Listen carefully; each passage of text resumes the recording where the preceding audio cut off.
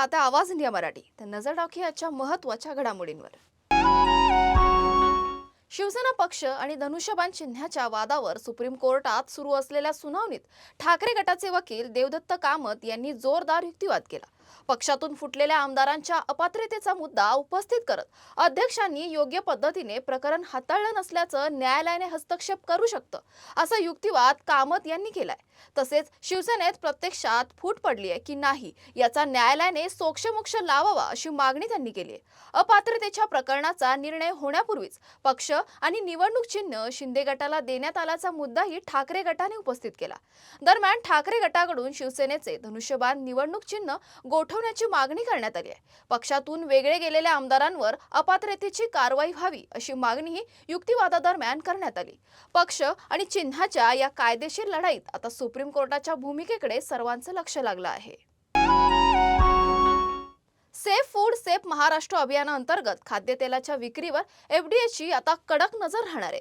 FDA आयुक्त तुकाराम मुंडे यांनी खाद्यतेलासाठी नव्या एसओपीची अंमलबजावणी आजपासून सुरू करण्यात आल्याची माहिती दिली आहे. एफएसएसएआयच्या नियमानुसार खाद्यतेलाची विक्री, पॅकिंग आणि लेबलिंग करणं बंधनकारक असणार आहे.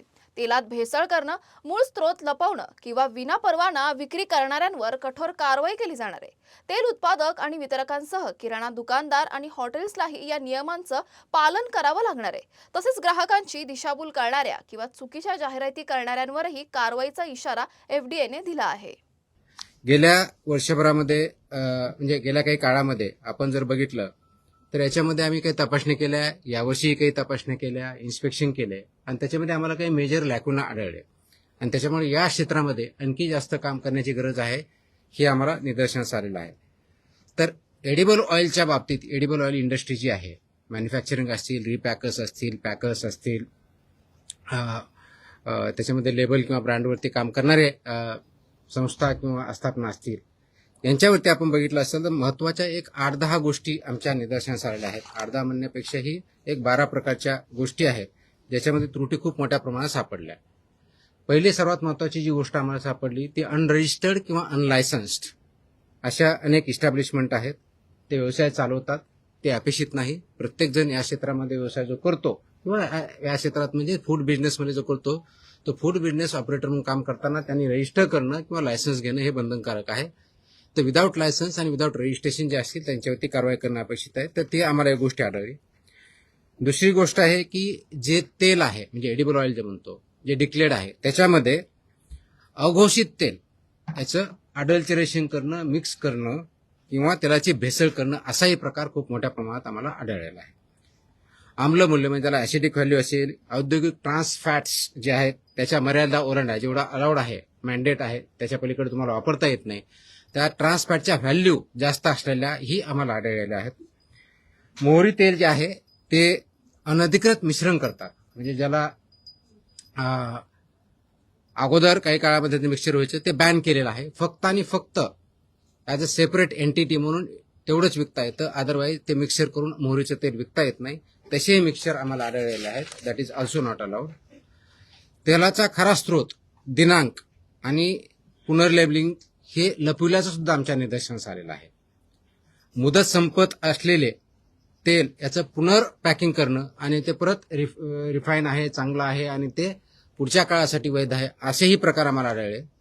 आणि योग्य नसलेल्या, वेष्टनाचा वापर व्यवस्थित नसलेल्या अशा बाबी निदर्शनास आल्यामुळं ह्या ज्या गोष्टी सापडलेल्या आहेत ही दीज आर द व्हायोलेशन्स, मेजर व्हायोलेशन्स आहेत.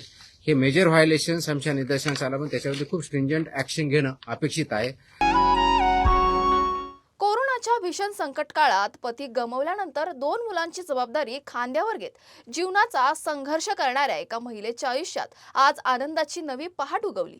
माजी आमदार संदीप जोशी यांच्यासोबत उपक्रमाअंतर्गत मुख्यमंत्री देवेंद्र फडणवीस यांनी 100 कुटुंबाचं संपूर्ण पालकत्व स्वीकारलं. मात्र केवळ पालकत्व स्वीकारून न थांबता या कुटुंबाच्या आयुष्यातील महत्त्वाच्या प्रसंगामध्येही ते सहभागी होत आहेत. याच 100 कुटुंबापैकी एक असलेल्या प्रीती आकडे यांच्या पुनर्विवाह विवाह सोहळ्यात मुख्यमंत्री देवेंद्र फडणवीस उपस्थित राहिले. त्यांच्या आयुष्यातील या महत्त्वाच्या क्षणी मुख्यमंत्र्यांनी त्यांना आशीर्वाद देत कन्यादानाची जबाबदारी पार पडली. सोबतच्या माध्यमातून संकटात सापडलेल्या कुटुंबांना केवळ आर्थिक नव्हे तर सामाजिक आणि भावनिक आधार देण्याचा प्रयत्न या निमित्ताने अधोरेखित झाला. मुंबईतील नेव्हिल डिसूजा फुटबॉल मैदानावर प्रदर्शन केंद्र उभारण्याच्या निर्णयावरून राजकारण चांगलंच तापलंय. या निर्णयाला ठाकरे गटाने तीव्र विरोध केला असून आदित्य ठाकरे यांच्या नेतृत्वाखाली रविवारी आंदोलन करण्यात येणार आहे. दरम्यान आदित्य ठाकरे यांनी अंधेरी स्पोर्ट्स कॉम्प्लेक्सची पाहणी करत मुंबई मैदानाच्या प्रश्नावरून सरकारवर गंभीर आरोप केलेत. मुख्यमंत्री एका भाजप आमदाराला 3 भूखंड देत असल्याचा आरोप त्यांनी केला असून हा निर्णय थांबवला नाही तर मुंबईकरांच्या वतीने आंदोलन सुरूच ठेवण्याचा इशारा त्यांनी दिला. दरम्यान नेव्हिल डिसूजा मैदानावर प्रदर्शन केंद्र उभारण्यासंदर्भात सध्या कोणतीही कारवाई करू नये असे निर्देश मुंबई उच्च न्यायालयाने पालिकेला दिल्याचं सांगण्यात येते. त्यामुळे मुंबईतील मैदानं नेमकी कशासाठी आणि मुलांना मैदानी खेळासाठी जागा कुठे मिळणार असा सवाल आता उपस्थित झाला आहे. फुटबॉलचं आमचं जे एकमेव मोठं आर्टिफिशियल टर्फ अधिकृत असोसिएशनचं होतं, नेव्हिल डिसूजा फुटबॉल टर्फ, हे देखील भाजपनी धापून मुंबई महानगरपालिकेच्या माध्यमातून काल परवा रात्री कोर्टात एक सांगून देखील दुसरं करून त्यांच्या एका ट्रस्टकडे घेणार आहेत. तिथे एक्झिबिशन सेंटर, कन्व्हेन्शन सेंटर करणार आहेत आणि नेव्हिल डिसूजा हे नाव पुसून एका भाजपच्या नेत्याचं नाव देणार आहेत. नेव्हिल डिसूजा कोण होते जर आपण विचारलं तर गुगल जरी केलं तरी आपल्याला कळेल नेव्हिल डिसूजा यांचा जन्म गोव्यामध्ये झालेला, नंतर मुंबईत राहायला आले ते आणि आपल्या देशासाठी, भारतासाठी ऑलिम्पिक्समध्ये हॅट्रिक मारणारे फुटबॉलर म्हणजे नेव्हिल डिसूजा ही त्यांची ओळख आहे. ते देखील ग्राउंड घेतात. तसंच सिद्धिविनायकाच्या मागे जे मैदान आहे, मेट्रो 3च्या माध्यमातून तिथे घुसायचा प्रयत्न सुरू आहे. अनेक मैदानं मुंबईमधली मुख्यमंत्री महोदय स्वतः घेऊन आपल्या मित्रांना देण्याचा प्रयत्न करत आहेत. ही सगळी घेऊन ह्यांना प्रायव्हेटाईज करायचेत आणि त्याचा आम्ही विरोध करत आहोत, करत राहू आणि मुंबईकर म्हणून रस्त्यावर उतरून ह्याचा विरोध करू. कारण हे जोपर्यंत मागे घेत नाहीत, मुख्यमंत्री हा भूखंडाचा घोटाळा थांबवत नाहीत, तोपर्यंत आम्ही ह्याचा विरोध मुंबईकर म्हणून करू. आज आपल्या माध्यमातून मी सर्व मुंबईकरांना विनंती करत आहे की ह्या आंदोलनाचा पहिला टप्पा म्हणून येत्या रविवारी संध्याकाळी 5 वाजता रंगशारदाच्या समोर नेव्हिल डिसूजा फुटबॉल टर्फ जिथे आहे तिथे आपण सर्वांनी, प्रत्येक पक्ष असेल, जात पात धर्म सगळं काही बाजूला ठेवून तिरंगा हाती घेऊन पुन्हा एकदा मुंबईसाठी एकत्र येणं गरजेचं आहे.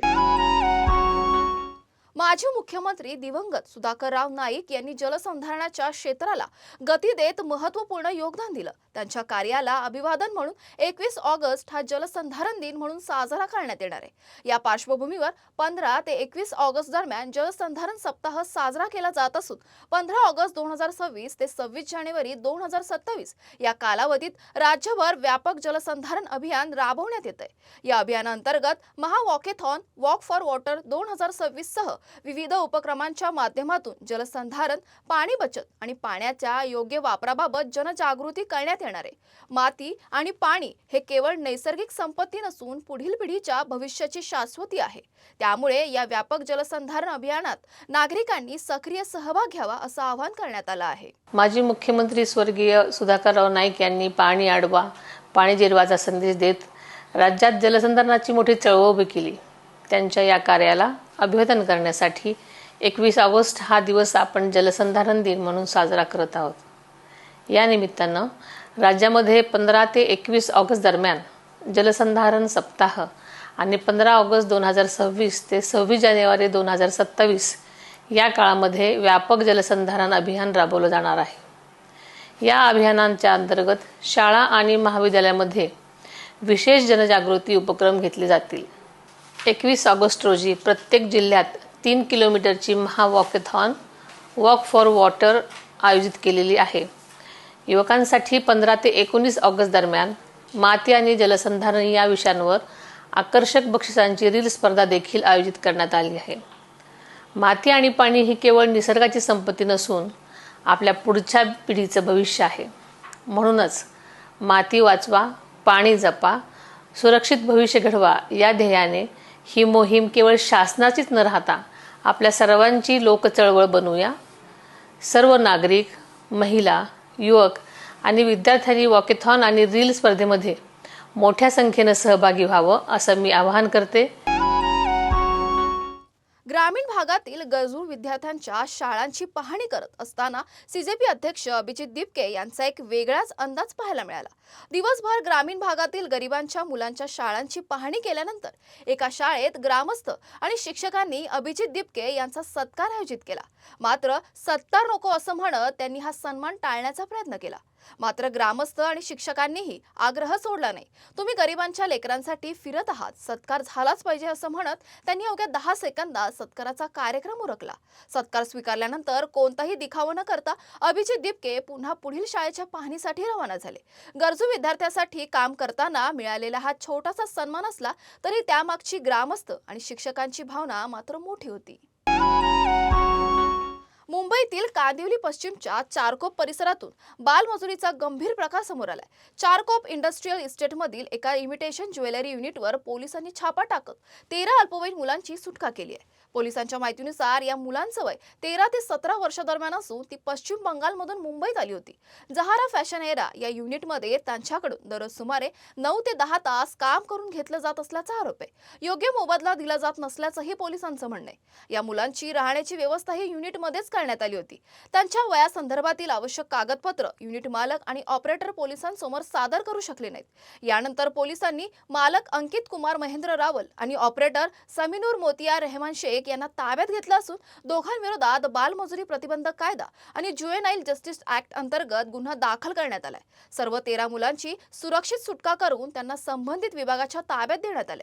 या मुलांना मुंबईत कोण घेऊन आलं आणि या प्रकरणात आणखीन कोणाचा सहभाग आहे याचा तपास पोलिसांकडून सुरू आहे. जो गव्हर्नमेंट इंडस्ट्रियल इस्टेट एरिया आहे त्या ठिकाणी इमिटेशन ज्वेलरीचं एक फॅक्टरी आहे, ज्यामध्ये आम्हाला गोपनीय माहिती मिळाली होती की काही बालकामगार यांचा वापर त्या ठिकाणी केला जातो आहे.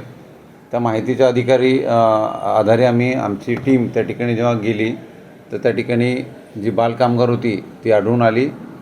त्यानुसार आम्ही चारकोप पोलीस इथे ज्युएनाइल जस्टिस ॲक्ट आणि चाइल्ड लेबर ॲक्ट याच्या अंतर्गत गुन्हा तात्काळ दाखल केला आणि तिथे जी 13 बालकामगार त्या ठिकाणी आढळून आलेले आहेत त्यांना रेस्क्यू केलेला आहे आणि पुढील गुन्हा दाखल करून कायदेशीर कारवाई ही चारकोप पोलीस इथे चालू आहे. बातमीपत्रात वेळ झाली. इथेच थांबण्याची. अशाच महत्त्वाच्या बातम्या बघण्यासाठी पाहत राहा आवाज इंडिया मराठी. शोध सत्याचा.